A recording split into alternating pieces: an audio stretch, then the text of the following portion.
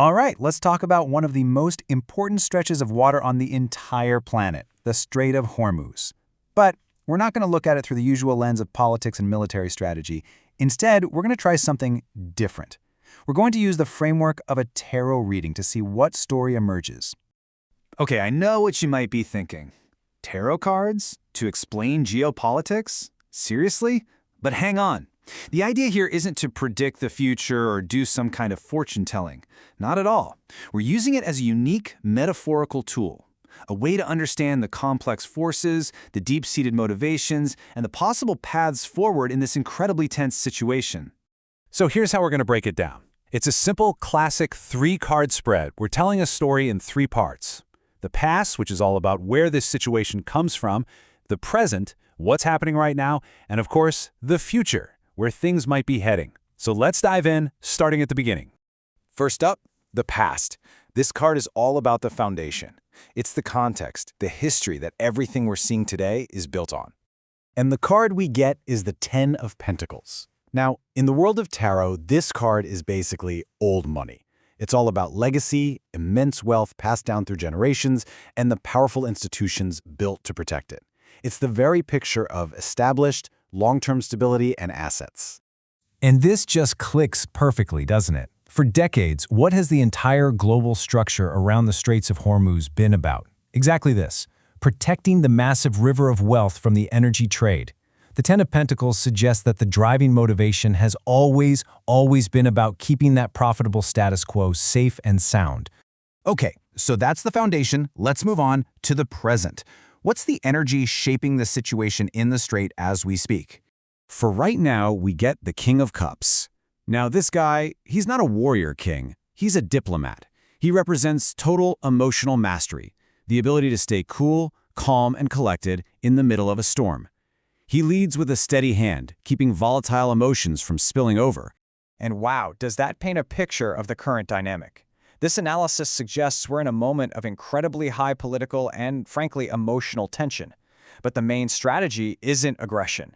According to this card, it's all about control, careful diplomacy, and a very deliberate effort to de-escalate, to keep the situation from boiling over. So if that's the past and the present, what does this reading point to for the future of the Strait of Hormuz? Where is this all heading?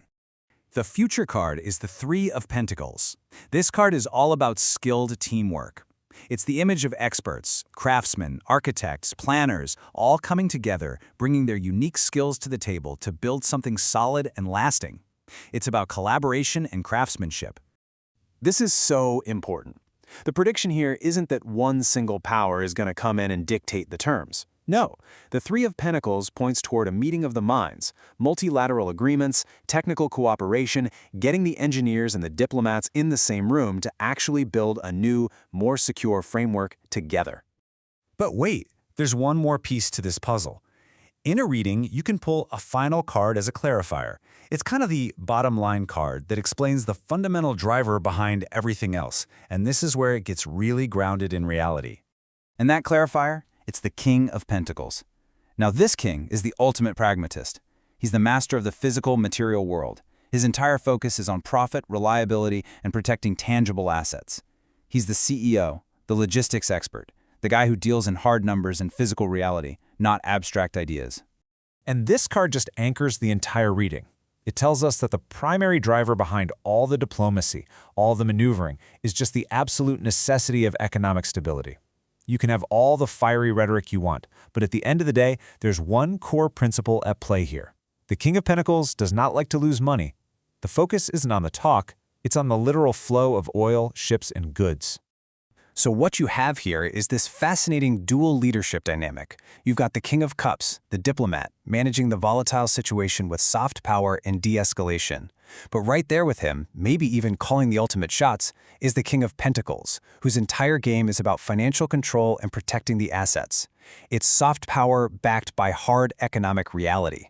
You know, when you step back and look at the whole spread, the Ten of Pentacles, the Three of Pentacles, and the King of Pentacles is the foundation, the Suit of Pentacles is completely dominant. In tarot, that's the element of earth. It's tangible, practical, and slow-moving. It strongly suggests that while diplomacy is the current strategy, the final outcome here is going to be decided by high-stakes realism. And that really brings us to the final conclusion of this whole analysis. The story these cards are telling is about a journey. It starts with an old money status quo, moves through a phase of tense diplomatic management, and points toward a future of collaboration. But, and this is the key, it's a collaboration driven not by ideology, but by the cold, hard, inescapable logic of keeping global trade flowing. Which really leaves us with one final big question to chew on. In a world full of high-stakes conflict, when global economic stability is truly on the line, does all the noise and political posturing just fade away, leaving one simple, powerful force in charge? Pure pragmatism? In the end, is that the only card that really matters? Something to think about. Thanks for tuning in.